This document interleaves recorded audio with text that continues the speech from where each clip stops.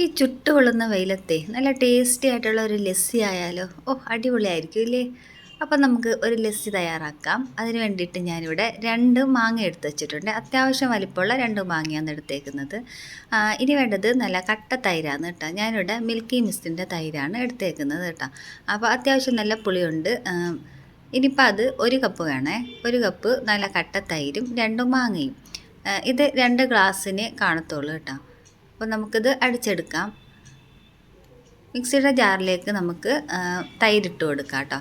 തൈരും നമ്മളെടുത്ത് വെച്ചേക്കുന്ന മാങ്ങ, പിന്നെ അപ്പം ഞാൻ ലസ്സി എന്ന് മാത്രമേ പറഞ്ഞോളൂ. മാംഗോ ലസ്സിയാണ് കേട്ടോ നമ്മൾ ഉണ്ടാക്കുന്നത്. അതെന്തായാലും മനസ്സിലായി കാണും. അപ്പം ഇനിയിപ്പം മാങ്ങ ഇട്ട് കൊടുക്കാം കേട്ടോ. ഇനിയിപ്പം വേണ്ടത് പഞ്ചസാരയാണ്. ആവശ്യത്തിനുള്ള പഞ്ചസാര ഇട്ട് കൊടുക്കാം. ഇത് നല്ല നല്ല മധുരമുള്ള മാങ്ങയാട്ടോ. ഇത് അപ്പുറത്തെ വീട്ടിലെ എനിക്ക് തന്ന മാങ്ങയാണ്.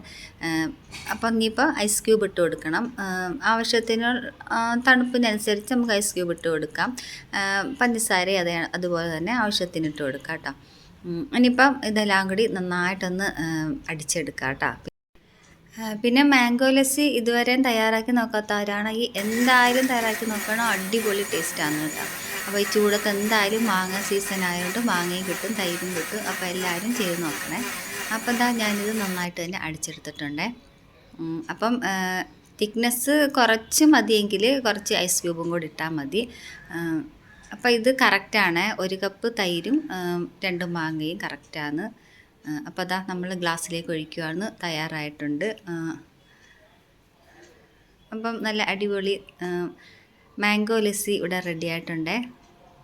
അപ്പം എന്തായാലും ഉണ്ടാക്കി നോക്കണം. ഇഷ്ടപ്പെട്ടാൽ ഒന്ന് ലൈക്ക് ചെയ്യാനും സബ്സ്ക്രൈബ് ചെയ്യാനും മറന്നു പോവല്ലേ. അടുത്ത നല്ലൊരു വീഡിയോ ആയിട്ട് കാണുന്നവരേക്കും ബായ്.